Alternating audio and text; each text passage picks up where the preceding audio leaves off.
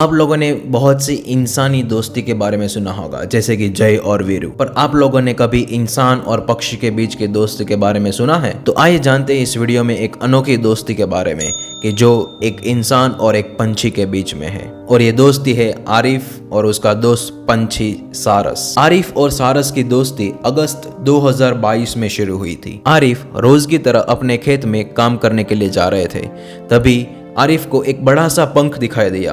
2 कदम आगे बढ़कर आरिफ ने देखा कि एक बड़ा सा सारस जमीन पर पड़ा हुआ था। पहले आरिफ देख के डर गए, क्योंकि उन्होंने पहली बार सारस को सामने देखा था। उसकी चोंच बहुत ही बड़ी थी। आरिफ को डर लगने लगा कि वो उसको चोंच मार ना दे, पर वो कुछ देर वहां पे खड़े रहे, उसको लगातार देखते रहे। वो हिल भी नहीं रहा था।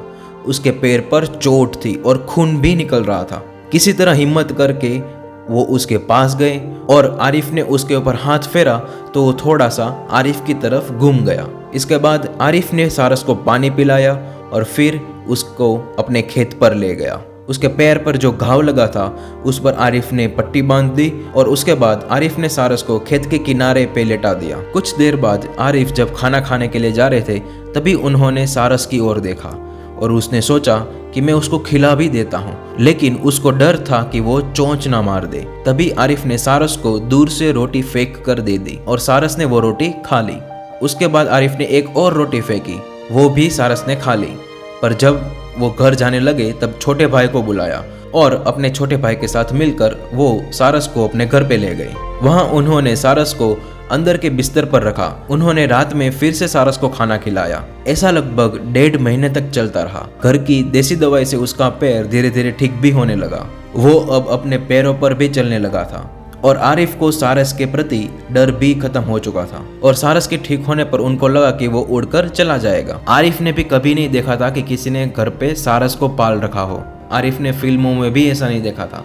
सब लोग घर पर कुत्ता, बिल्ली, बंदर, तोता यही सब पालते हैं, इसीलिए उन्होंने सारस को पालने के बारे में सोचा ही नहीं था। लेकिन सारस आरिफ का अच्छा दोस्त बन चुका था, इसीलिए वो सारस उनके पास खुद से ही रहने लगा और आरिफ को भी उससे लगाव हो गया, क्योंकि वो हर रोज उनको घर पर खाना खिलाते थे और 7 महीने तक वो लोग साथ में रहे। पर एक दिन ऐसा आया कि आरिफ को सारस से अलग होना पड़ा। एक दिन आरिफ के पास लखनऊ से लेटर आता है और वो लेटर वन विभाग से था।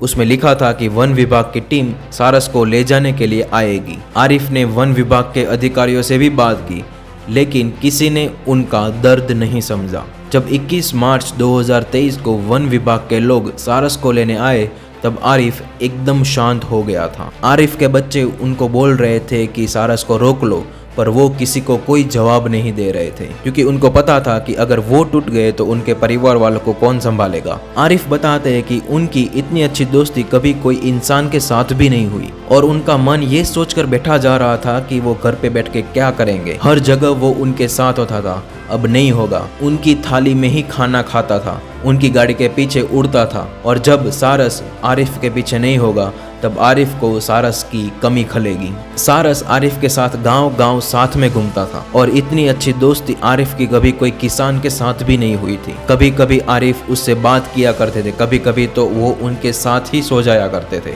जब वन विभाग की गाड़ी आई और वन विभाग के लोग ने जब सारस को लेने के लिए आगे बढ़ा, तब सारस चिल्लाने लगा। तब वन विभाग के लोगों ने आरिफ को भी बोला कि उसके साथ चले और आरिफ अपने दोस्त सारस के साथ बैठ गए और सोचा कि इसी बहाने वो सारस के साथ कुछ और वक्त गुजार लेगा। आरिफ रास्ते भर उसके सिर पर हाथ फेरता रहा, उसको प्यार करता रहा और सारस भी आरिफ को देखता रहा। और 1 घंटे में वो लोग रायबरेली पहुंच गए। वहां आरिफ ने सारस को गाड़ी से उतारा और वो लोग सारस को पानी पिला रहे थे, लेकिन सारस ने नहीं पिया। बाद में जब आरिफ ने अपने हाथों से पानी पिलाया, वहां पर भी आरिफ जहां जहां जा रहे थे वहां पीछे पीछे सारस आ रहा था। सारस को एक रात निगरानी में रखा गया था। उसके बाद सुबह उसको पक्षी विहार में छोड़ा गया। थोड़ी देर तो वो टहला, उसके बाद पक्षियों के साथ उड़ गया और उनको लगा कि अब तो सारस खुद ही अपने हिसाब से खा पी लेगा। बुधवार सुबह तक वन विभाग की टीम के लोगों ने सारस को देखा था, लेकिन उसके बाद से वो दिख नहीं रहा था और उनको लगा कि आरिफ से उसकी दोस्ती बहुत खास है, इसीलिए कोई बड़ी बात नहीं है कि वो उसके पास उड़कर वापस चला जाए। पर लेकिन ऐसा नहीं था। सारस कहीं गायब हो चुका था। रायबरेली के पक्षी विहार में उड़कर लापता हुआ सारस करीब 12 किलोमीटर दूर एक गांव में पहुंच गया था। वन विभाग की टीम उसे रेस्क्यू करके वापस ले आई और उसी दिन उधर अखिलेश यादव ने भी सारस के वापस मिलने से जुड़ा ट्वीट गुरुवार सुबह 9:55 बजे किया था। इसमें उन्होंने कहा, पक्षी प्रेमी बी सैया को धन्यवाद, जिसने सारस को बचाया, खिलाया, पिलाया और वो काम कर दिखाया जिसमें यूपी सरकार नाकाम रही। इससे पहले भी सुबह अखिलेश यादव ने 2 ट्वीट किए थे। इसमें कहा कि सारस को अमेठी से जबरदस्ती लाया गया था। पक्षी के प्रति ऐसी लापरवाही गंभीर है। और वन विभाग ने उनके डिफेंस में बोला कि सारस के अनुसार आरिफ के घर का वातावरण ठीक नहीं है और यही वजह है कि मंगलवार को उसको आरिफ के घर से लाकर रायबरेली के पक्षी विहार में छोड़ दिया गया था। अखिलेश यादव आरिफ के दोस्त सारस से मिलने के लिए 28 मार्च मंगलवार को कानपुर जू पहुंचे। उनके साथ सारस के दोस्त आरिफ भी मौजूद थे।